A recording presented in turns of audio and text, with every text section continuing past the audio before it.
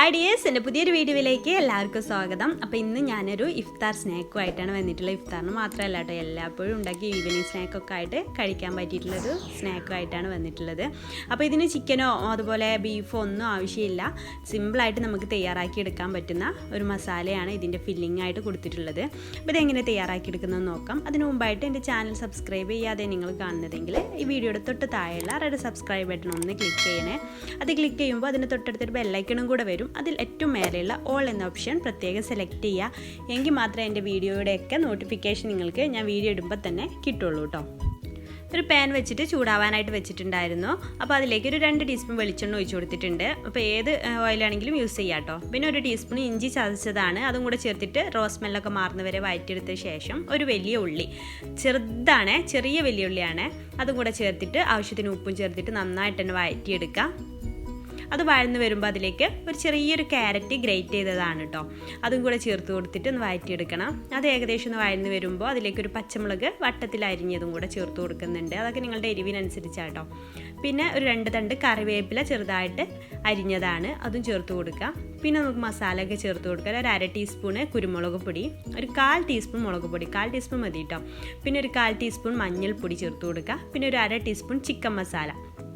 ഇത്രയും മസാലകളാണ് നമുക്ക് വേണ്ടത്. എന്നിട്ട് നന്നായിട്ടൊന്ന് റോസ്റ്റ് ചെയ്തെടുക്കണം. അപ്പോൾ ഇതിപ്പോൾ നല്ല ഡ്രൈ ആയിട്ടാണ് വന്നിരിക്കുന്നത്. ഡ്രൈ ആയിട്ട് വന്നിട്ടുണ്ടെങ്കിൽ ഇതുപോലെ ഒരു 2 ടേബിൾ സ്പൂൺ വെള്ളം ഒഴിച്ചിട്ട് ഒന്ന് റോസ്റ്റ് ചെയ്തെടുത്താൽ മതി. ഡ്രൈ ആയാൽ മാത്രം കേട്ടോ, അല്ലാന്നുണ്ടെങ്കിൽ ചേർക്കേണ്ട ആവശ്യമൊന്നുമില്ല. പിന്നെ അതിലേക്ക് ഞാനൊരു ഒരു പുഴുങ്ങിയ മുട്ട കേട്ടോ, അത് ഇതുപോലെ ഗ്രേറ്റ് ചെയ്തിട്ട് ഇട്ട് കൊടുക്കണം. ഇത് നിർബന്ധമൊന്നുമില്ല, ഓപ്ഷണലാണ്. നല്ലൊരു ടേസ്റ്റ് കിട്ടാൻ വേണ്ടിയിട്ടാണ് അങ്ങനെ ചെയ്യുന്നത്. ചിക്കനും ബീഫും ഒന്നും ഇല്ലല്ലോ, അപ്പോൾ ഇങ്ങനെ നല്ല ടേസ്റ്റ് കിട്ടാൻ വേണ്ടിയിട്ടാണ്. ഇതില്ലാന്നുണ്ടെങ്കിലും കുഴപ്പമൊന്നുമില്ല. അപ്പോൾ അത് ഗ്രേറ്റ് ചെയ്തതും ഇതുപോലെ ഇട്ട് കൊടുത്തിട്ട് നന്നായിട്ടൊന്ന് മിക്സ് ചെയ്ത് കൊടുക്കുക. പിന്നെ ഒരു ഉരുളക്കിഴങ്ങാണ്, ഒരു അത്യാവശ്യം വലിയൊരു ഉരുളക്കിഴങ്ങ് തന്നെ ആയിരുന്നു, അത് പുഴുങ്ങിയിട്ട് ഉടച്ചെടുത്തതായിരുന്നു. അപ്പോൾ അതും കൂടെ ഇതിലേക്ക് ചേർത്തിട്ട് നന്നായിട്ട് തന്നെ മിക്സ് ചെയ്തെടുക്കുക. ഇത് നന്നായിട്ട് മിക്സ് ആക്കിയിട്ടെടുത്തിട്ടുണ്ട്. ഇനി ഇത് തണുക്കാനായിട്ട് മാറ്റി വെക്കാം കേട്ടോ. ഇനി നമുക്കിതിലേക്കൊരു പത്തിരി ഉണ്ടാക്കാനുള്ള ബാറ്റർ പരത്തിയെടുക്കണം. അതിന് വേണ്ടിയിട്ട് 1 കപ്പ് മൈദയും ആവശ്യത്തിന് ഉപ്പും ചേർത്ത് കൊടുത്തിട്ടുണ്ട്.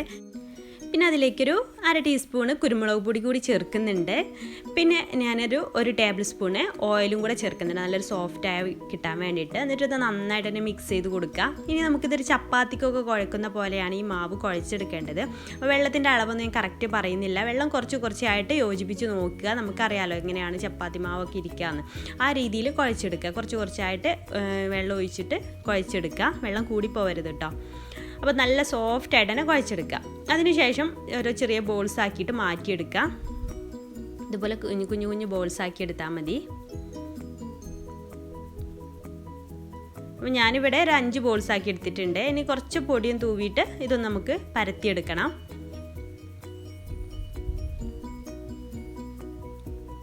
എന്നിട്ട് പരത്തിയെടുത്ത ശേഷം അതിൻ്റെ ഒരു സൈഡിലായിട്ട് നമ്മുടെ ഈ മസാല വെച്ച് കൊടുക്കുക കേട്ടോ. ഒരു സൈഡിലായിട്ട് തന്നെ വെക്കണം.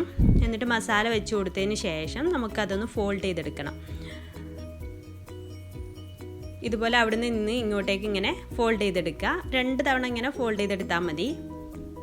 ഇത്ര ഫോൾഡ് ചെയ്തെടുക്കുക. ഇനി ചെയ്യേണ്ടത് ഈ ഭാഗം ഉണ്ടല്ലോ, അവിടെ നിന്നൊക്കെ കത്തി വെച്ചിട്ട് ഇതുപോലെ വരഞ്ഞു കൊടുക്കുക. ഏറ്റവും ലാസ്റ്റ് വരെ വരഞ്ഞു കൊടുക്കരുത്, അവിടെ ഗ്യാപ്പ് ഇട്ടിട്ട് വേണം വരഞ്ഞു കൊടുക്കാനായിട്ട്. ഇതുപോലെ. എന്നിട്ട് ഈ സൈഡ് ഭാഗമൊക്കെ ഒന്ന് ഷേപ്പ് കറക്റ്റ് ആവാൻ വേണ്ടിയിട്ടൊന്ന് കട്ട് ചെയ്യണമെങ്കിൽ ചെയ്ത് കൊടുക്കുക. എന്നിട്ട് ഇതുപോലെ ഫോൾഡ് ചെയ്തെടുക്കുക. കണ്ടോ, ഇതുപോലെ കേട്ടോ. ഇനി നമ്മളിത് റിങ് ആയിട്ടാണ് ചെയ്യുന്നത്. എന്നിട്ട് ഇതുപോലെ അങ്ങ് ഒട്ടിച്ചു കൊടുക്കുക. ഞാൻ ആദ്യം മൈദ കൊണ്ട് പശ ഉണ്ടാക്കിയിരുന്നു, പക്ഷെ അത് വേണ്ടാന്ന് പിന്നെ തോന്നിട്ടോ. ഇതന്നെ പത്തിരി തന്നെ ഒട്ടുന്നതുകൊണ്ട് മൈദ പശ ഒഴിവാക്കിട്ടോ. എന്നിട്ട് ആ ചെറിയൊരു പീസ് വെച്ചിട്ട് അതും ജസ്റ്റ് ഒന്ന് അഡ്ജസ്റ്റ് ചെയ്ത് വെച്ചിട്ടുണ്ട്. ഇതുപോലെ അടുത്തതും ഇതുപോലെ ഫോൾഡ് ചെയ്തെടുക്കുക. ഇങ്ങനെ വരഞ്ഞു കൊടുക്കുക. ഞാൻ ഒന്ന് റിങ് ഷേപ്പിലാണെന്നുണ്ടെങ്കിൽ ഒന്ന് ഒരു വേറെ നീളത്തിലുള്ളൊരു ഷേപ്പിലാണിത് ചെയ്തിരുന്നത്. അതാവും ഒന്നുകൂടെ ഈസി. റിങ് ഷേപ്പിൽ ആക്കാൻ ബുദ്ധിമുട്ടുള്ളവർക്ക് ഇതുപോലെ ചെയ്തെടുത്താൽ മതി. ഇതുപോലെ ജസ്റ്റ് ഒന്ന് ഫോൾഡ് ചെയ്തിട്ട് ജസ്റ്റ് ഒന്ന് ഇങ്ങനെ ആക്കി കൊടുത്താൽ മതി കേട്ടോ. അപ്പോൾ ഇത് ഞാൻ റിങ് ആക്കി കൊടുക്കുകയാണ്. അതങ്ങനെ ഒട്ടിച്ചു കൊടുത്താൽ തന്നെ അവിടെ നിൽക്കുന്നുണ്ട്. ശരിക്കും ഒട്ടിച്ചു കൊടുക്കണം കേട്ടോ, അല്ലാന്നുണ്ടെങ്കിൽ മസാലയൊക്കെ പുറത്തേക്ക് വരും. പിന്നെ അതാ ഇതുപോലെയാണ് അടുത്തത് ചെയ്യുന്നത്. സൈഡൊക്കെ വേണമെന്നുണ്ടെങ്കിൽ ഒന്ന് ഷേപ്പ് ചെയ്ത് കൊടുക്കാം കേട്ടോ. കത്തി വെച്ചിട്ടൊന്ന് കട്ട് ചെയ്തിട്ട് ഷേപ്പ് ചെയ്ത് കൊടുക്കാം. ഈ ഒരു ഫില്ലിങ് വെച്ചിട്ട് നമുക്ക് സാധാരണ സമൂസ ഉണ്ടാക്കാം, നല്ല ടേസ്റ്റ് തന്നെയാണ് കേട്ടോ. അപ്പോൾ ഇതെല്ലാം ഇവിടെ ഇത് കാണാനൊരു മുഞ്ചുണ്ടായിക്കോട്ടെ എന്ന് വെച്ചിട്ടാണ് ഈ ഒരു ഷേപ്പിലൊക്കെ ആക്കി എടുത്തിട്ടുള്ളത്. പാൻ വെച്ചിട്ട് നന്നായിട്ട് ചൂടായ ശേഷം നമുക്കിത് ഓരോന്നും ഫ്രൈ ചെയ്തെടുക്കാം. ഒരു മീഡിയം ഫ്ലെയിമിലിട്ടിട്ട് ഫ്രൈ ചെയ്തെടുത്താൽ മതി. അപ്പോൾ ഒരു സൈഡിൽ നിന്ന് ബ്രൗൺ കളർ ആകുമ്പോൾ നമുക്ക് മറിച്ചിട്ട് കൊടുക്കാം. അങ്ങനെ ഇത് ഫ്രൈ ചെയ്തെടുക്കാം. ഇപ്പോൾ രണ്ട് സൈഡും ഏകദേശം ഒരു ലൈറ്റ് ബ്രൗൺ കളർ ആകുമ്പോൾ നമുക്ക് എണ്ണയിൽ നിന്ന് കോരി മാറ്റാം. ഇതുപോലെ അടുത്തതും ഫ്രൈ ചെയ്തെടുക്കാം. അങ്ങനെ ഓരോന്നോരോന്നും ഫ്രൈ ചെയ്തിട്ട് നമുക്ക് മാറ്റി വെക്കാം. ഇത് ചൂടോടുകൂടെ ഇഫ്താർ സമയത്ത് ചൂടോടുകൂടെ കഴിക്കാനായിട്ട് നല്ല ടേസ്റ്റാണ് കേട്ടോ. അപ്പോൾ എല്ലാവരും ഒന്ന് ട്രൈ ചെയ്ത് നോക്കുക. ചിക്കനും ബീഫും ഒന്നും കിട്ടില്ല എന്ന് വിചാരിച്ചിട്ട് ഉണ്ടാക്കിയെടുക്കാൻ മറക്കരുത്, നല്ല ടേസ്റ്റാണ്. അപ്പോൾ എല്ലാവരും ഒന്ന് ട്രൈ ചെയ്തിട്ട് ഫീഡ്ബാക്ക് അറിയിക്കണം. അപ്പോൾ ഇന്നത്തെ വീഡിയോ നിങ്ങൾക്ക് ഇഷ്ടപ്പെട്ടു എന്ന് വിചാരിക്കുന്നു. ഇഷ്ടപ്പെട്ടാൽ ലൈക്ക് ചെയ്യാനും ഷെയർ ചെയ്യാനും മറക്കരുത് കേട്ടോ.